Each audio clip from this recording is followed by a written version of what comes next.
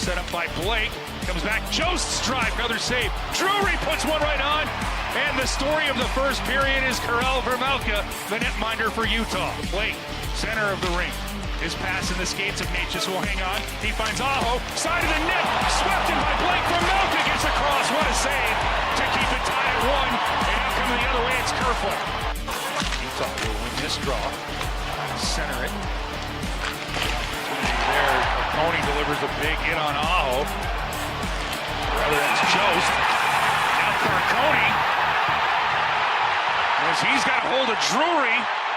Drury hasn't even had a chance to get to him. Carconi delivered a flying elbow. Well, question is, was there an instigator here? It was away from the play, so Coney was already talking, and he was already committed to going. And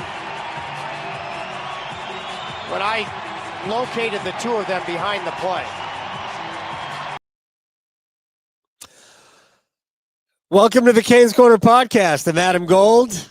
Thank you very much for giving us a few moments. And I mean, I'm going to give you as much power play time as Carolina had in the third period.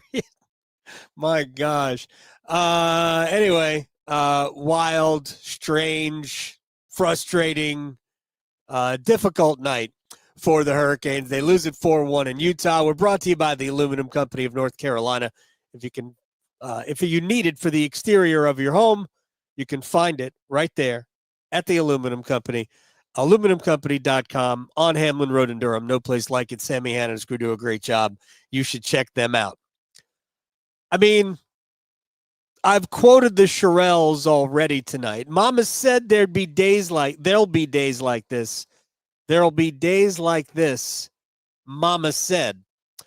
And this was one of them. First, without going any further, Karel Vejmelka was the best player on the ice tonight. He was great. There is no question that Utah's goalie won them the game. Because for the most part, the Hurricanes were way better than Utah. You cannot fault the way Carolina played for two periods, other than the fact that it was just 1-1.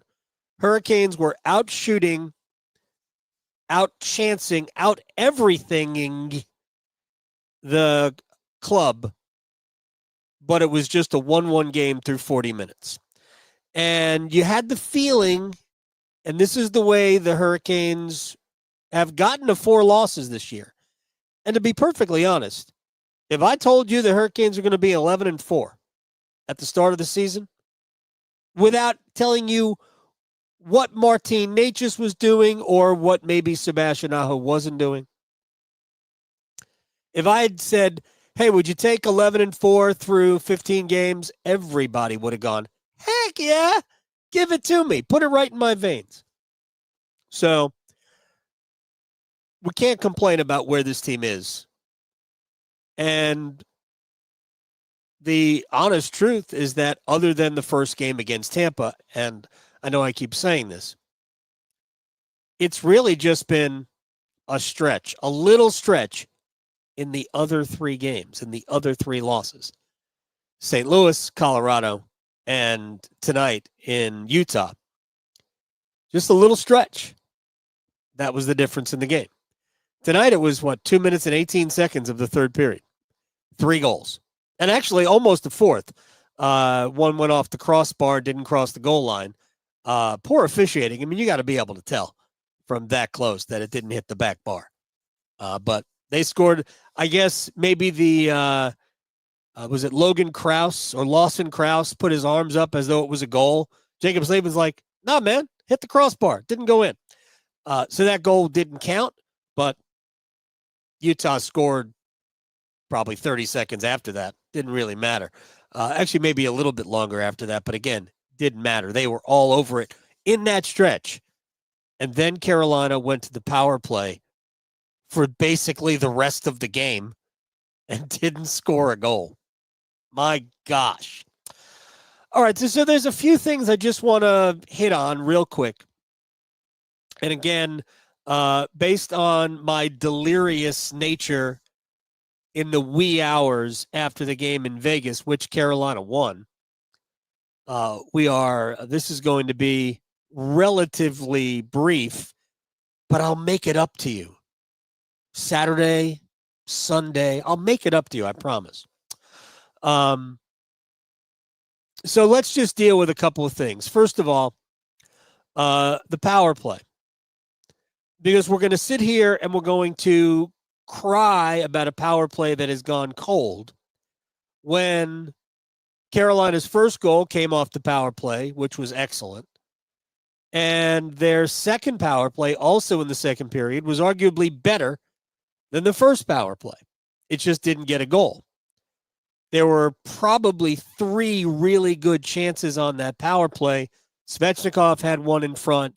Jackson Blake probably should have scored. Carolina's problem tonight was the inability to elevate the puck in tight quarters. Because if they get the puck knee high on Vejmelka, I think they've got, I don't know how many goals, a lot. Expected goals tonight in all situations for the Hurricanes was 6. 6. And they got 1. And the problem was not that Vejmelka kept robbing Carolina, because that's the thing. When you go back and you watch it, there were no spectacular saves. They were all, he was making positional saves. Solid work, keeping the lower portion of the net shut off. Carolina couldn't elevate. We see that a lot. And look, it happens to every team. So, the Hurricanes don't have the market cornered on making the goaltender's job a little bit easier than it needs to be. But I think that's what they were kind of guilty of tonight. And again, you can't make 50 saves without playing great. Karel Vejmelka played great. A lot of times your saves are simply the other team hitting you with the puck, even if they're in incredibly dangerous scoring positions. And I think Carolina did a lot of that tonight. So, you had an opportunity after it was 4-1 down. You had an opportunity to, because of the 7 consecutive minutes of power play time. First 2 was a minor. Next 5 was a major. Gosh, if they could have scored on the first minor, then you get the major, and you get 5 minutes. Heck, we've seen a playoff game. Believe it was the Vegas's first year in the NHL, where San Jose had a 3-goal lead, but took a 5-minute major power play penalty in the third period, and Vegas scored 4 times on it. I think I have that right. So Carolina they were presented with an opportunity, but that power play wasn't good. 7 minutes of, they obviously did have some good opportunities there, and some shots on goal. But at that point, Carolina was inside their own head. They were slow to get shots off tonight, and it just didn't go. It was, again, Mama said there'll be days like this.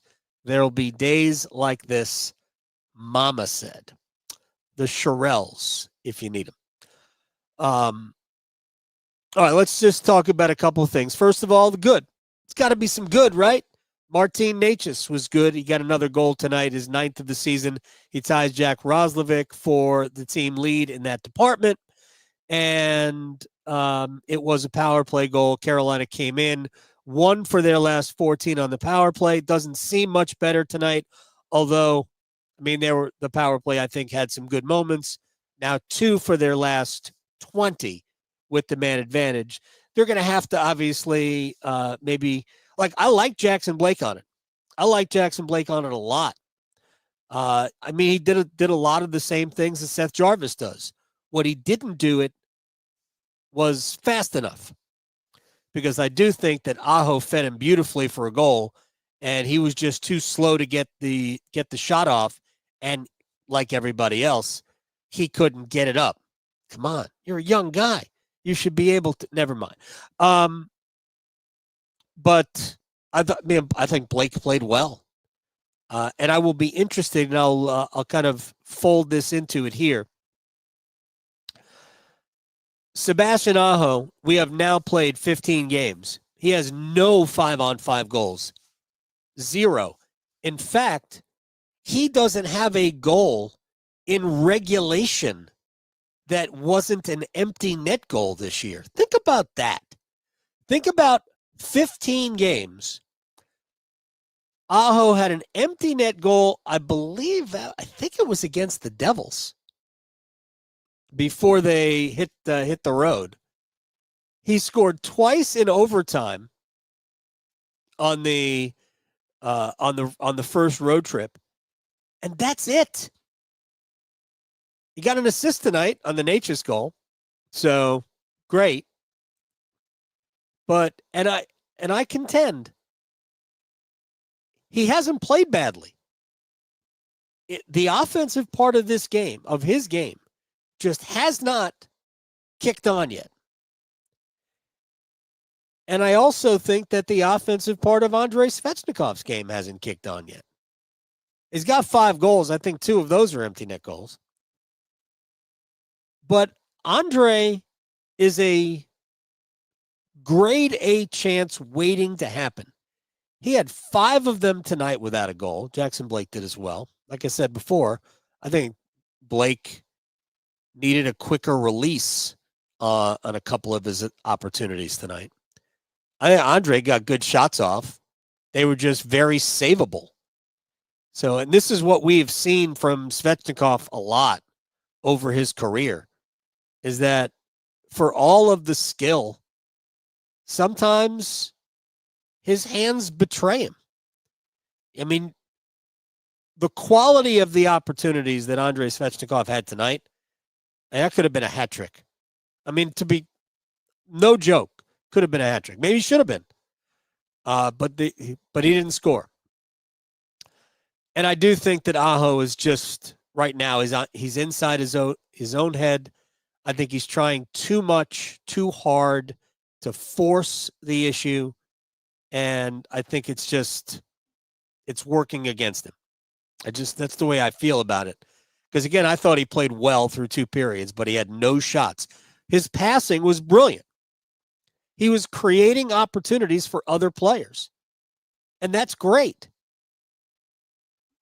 But you're the best offensive player on the team. And we can't be here 15 games inside of, closing in on a 5th of the way through the season. No joke. What, 2 games? Are we 2 games away from being 1/5 of the way through the season? 15 out of 82 is, it's less than a 1/6 at this point. So Aho's got 3 goals. He's 9th on the team in goals. Martin Necas has 3 times as many goals as Andrei Svechnikov. So does Jack Roslovic. So, and here's what I'm going to say about Aho. Aho and Svechnikov have just never worked. They just never have. And I certainly think it is worth, even though Svech had tons of opportunities tonight, and a lot of that is Aho. So I know there's a lot of people think that Aho's playing poorly. He's not playing poorly. He's just not scoring.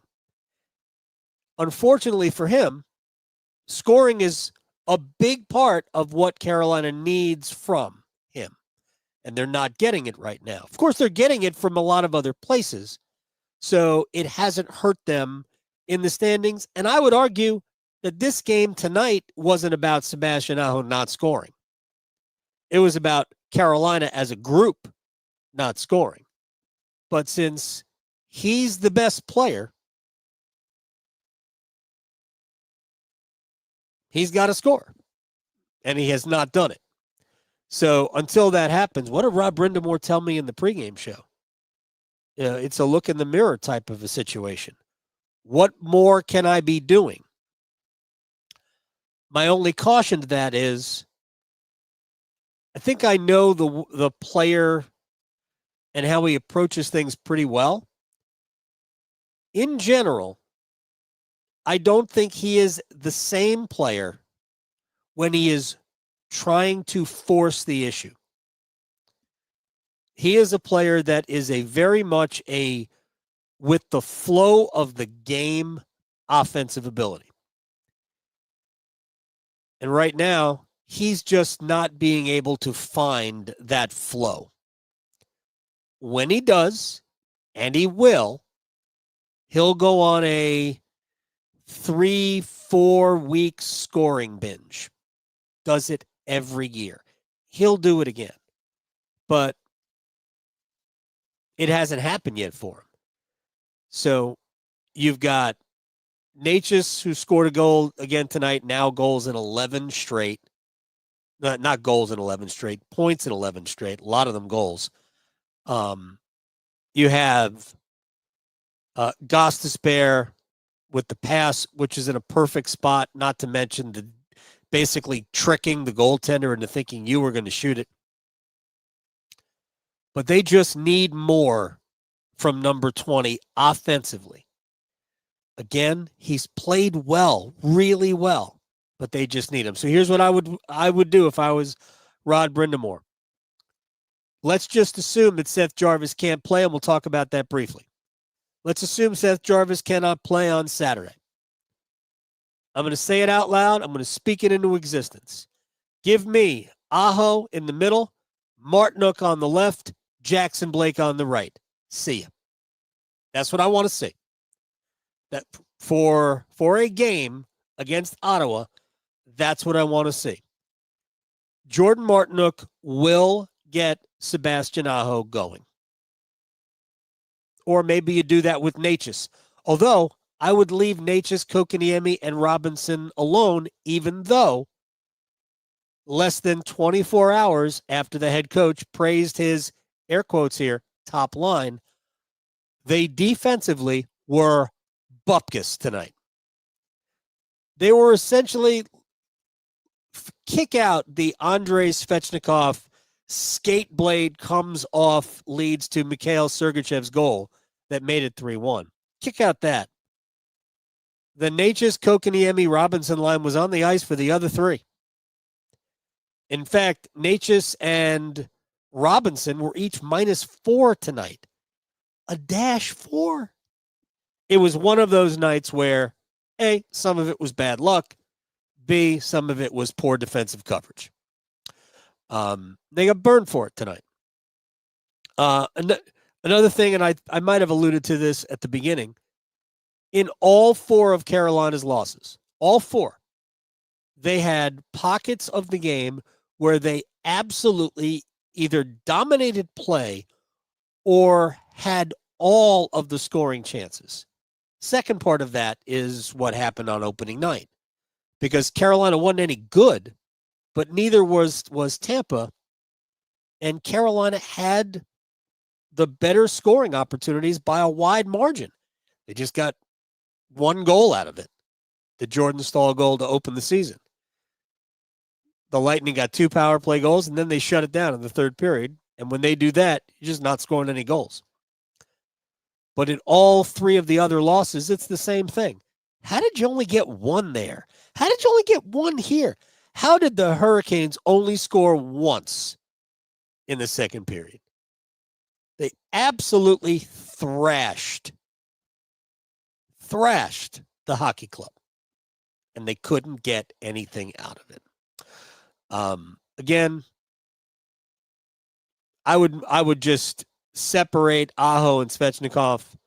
It's never really worked. There have been games here and there where it has, but for the most part, that combination just does not work. Dear friend Rusty said, do you think Aho misses Teravainen? And I think the honest answer to that is no. Well, I think I might have surprised you, because I don't think he played a ton with Turbo last year. I think he played a lot with other players. I think obviously played a lot with Guentzel, played a lot with Jarvis. And yes, he played a lot with Svechnikov. And there were some pockets of production. But by and large, 20 and 37 have not equaled 57. It's been a negative for the most part. So I wonder if the head coach is considering separating those two as we start a brief 2-game homestand before the Hurricanes go back out on the road. And then, by the way, Saturday starts a stretch where Carolina plays 9 out of 15. 9 games in 15 days. All right, now to the concerns. 2 concerns, health-wise. The first is the continuing absence of 2 games, but still, Seth Jarvis. No offense to Tyson Jost. Rather have Seth Jarvis in the lineup. And the potential injury to Pyotr Kochetkov. Don't know. Rod Brindamore didn't say, basically said that I haven't spoken to him yet, so he doesn't know what the extent is. And hopefully, if he's out, he won't be out very long because the Hurricanes' options are very, very limited. You've got Spencer Martin, who, tough situation to come off the bench cold and then automatically see 2, actually 3 grade A opportunities. Third one, Sergachev scored to make it 3-1.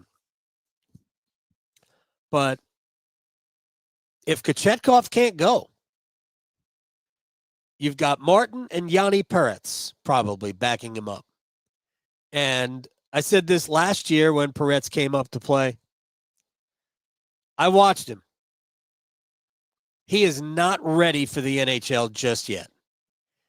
He doesn't react to shots quickly enough. He's not huge. He's not tiny, but he's not huge. So if Carolina must use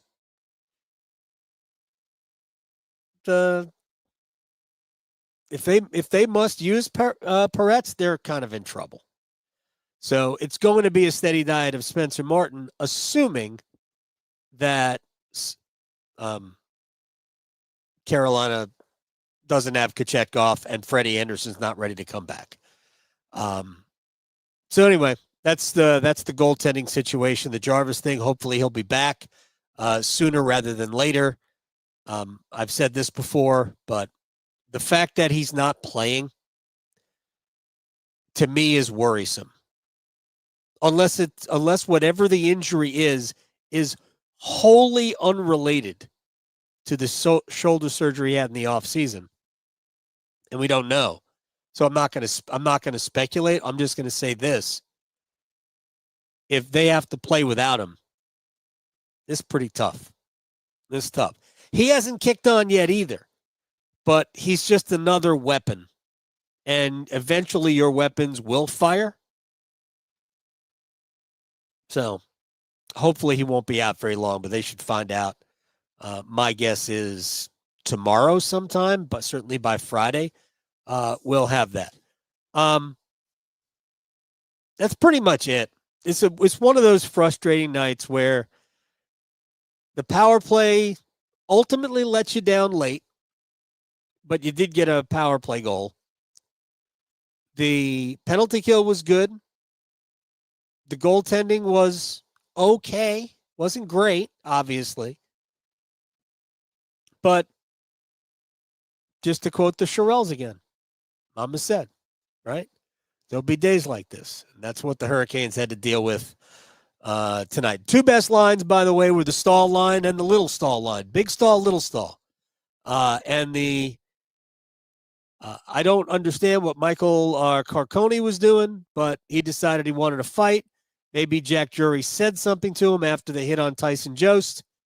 But ultimately, that was a whole big nothing burger. But the Hurricanes did get 7 minutes of unadulterated power play time out of it, during which they scored no goals. So, once again, just put a bow on it. Hurricanes had more than enough chances. Karel Vejmelka played great, but the Hurricanes didn't make it hard enough on Vejmelka, and he gets a 49 save victory. Wow. By the way, first time this year, Pyotr Kochetkov, or not first time this year, Kochetkov had a 7-game winning streak coming in. That winning streak is over. Necas extends his point streak to 11 games, and I would put Jordan Martinook with Sebastian Aho.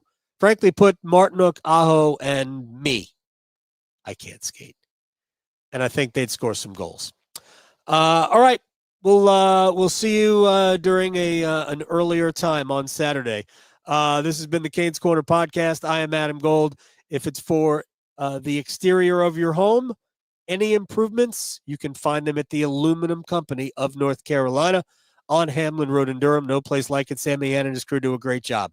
You should check them out online, aluminumcompany.com. Did I forget anything? Let me just do a quick search here. There's a lot of people in the comments section. Samuel, not saying Aho doesn't care, is lazy, but there have been too many times where he sits and watches the puck instead of moving his feet. I think we're imagining. Sorry. We do all these things after the fact.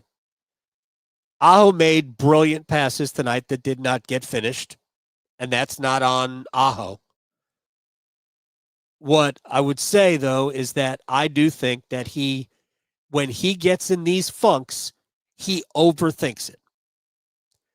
And just go watch the 5-on-3. It's like he didn't know what to do. He'll get out of it. He'll be fine. He will score his 30-some-odd goals. He got red hot at one point last year, actually started about this time. So, and it happened against Ottawa, by the way, and that's the next game. So we'll see if Sebastian Aho can break out of it against the Senators on Saturday. But let's not invent things. All right. Again, I thought for 40 minutes he was playing well, just wasn't shooting the puck. And then you get some bad luck also at the end. Oh, I mean, two of the most unlucky goals you're going to see were scored against Carolina. The first one where the puck squirted out, Eric Robinson kind of fed it into the slot, and then the Andrei Svechnikov, blown tires, skate comes off, skate blade breaks, and it goes the other way. So, all right, that'll do it. We'll see everybody on Saturday night right here on the Canes Corner podcast, live on YouTube. Rate, review, subscribe, like, share, tell your friends, do whatever you need. And we'll see you here Saturday after the Hurricanes and the Ottawa Senators. Good night.